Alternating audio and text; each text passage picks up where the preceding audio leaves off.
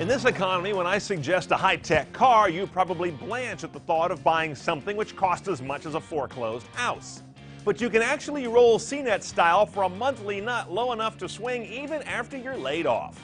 I'm Brian Cooley with the top 5 high-tech cars that cost under 20 grand, reviewed and ranked by CNET so far in 2011.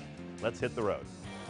Number 5 is the Hyundai Accent SE. Now, we love us some Hyundai and Kia these days, so why the bottom of the list? Well, because you can't even option a navigation head unit on any Accent at any price. And it doesn't have a very elaborate voice command system like a Ford Sync. So this is all kind of a throwback to a few years ago when car companies positioned their small cars as utilitarian transport that offered less. Now, the Accent's a nice car, but they kind of missed the boat on this idea of really loading it up closer to the mid-range cars, at least optionally. Number 4 is the lovable Fiat 500C, the most stylish car on our list, though unnervingly close to Fred Flintstone's car in some aspects. Navigation consists of a clip-on TomTom unit, and the car's powertrain is, shall we say, modest, but it does offer a cousin of Ford Sync called Blue and Me, and a very cool power ragtop that opens up to La Dolce Vita, all for under 20 grand. Number 3 is the Chevy Cruze ECO. It scored high in CNET's review because of its wonder of an engine, a 1.4-liter turbo 4-cylinder that cranks out 2842 mpg while being sufficiently powerful and refined on the road, as is the whole car. You can't get factory nav on a Cruze either, but it does have OnStar, which can bring in a form of nav, and it also supports the new OnStar mobile app, which lets you control various aspects of the car remotely from your smartphone, while it's sitting still, of course. Number 2 is the newcomer in the bunch, the little Scion IQ. Very small, but not stupidly small, like a smart car. Instead, Scion has a smart strategy of offering an array of high-tech head units at good prices. And the IQ has Pandora integrated right out of the box.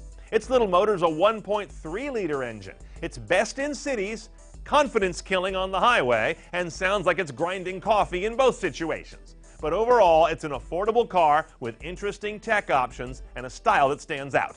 Just don't trip on it. Before I take you to our number 1 cheap tech car, check out this survey. According to Arbitron and Edison Research, the tech that we use most in our cars is still AM/FM radio, CD player, and cell phone.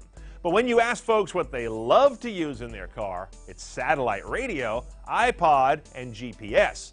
And the mainstreaming of all those technologies and more into inexpensive cars like I'm talking about today is a very happy trend. Okay, the number 1 tech car to look at when you're on a budget is pretty easy. It's the Ford Fiesta. 2 things stand out for us. First, Ford's excellent sync system, which I almost think is better on a simple display like in this car than on the elaborate LCD. It does a great job of recognizing contact names and music titles when you bark them out by voice, and Fiesta offers a dual-clutch manual gearbox. Nobody else does that at this price, not even close. On the other hand, the navigation is kind of an OnStar-like system, which we found was sort of hit and miss, and even then it only works when you have a cell connection. But still, if it's our 20 grand, we're probably going to buy a Fiesta. By the way, everyone always asks at moments like this, what do I drive? Sorry to disappoint you, but my '88 Country Squire doesn't even have airbags, and I want you to be safe. For more top 5s like this, go to top5.cnet.com. I'm Brian Cooley. Thanks for watching.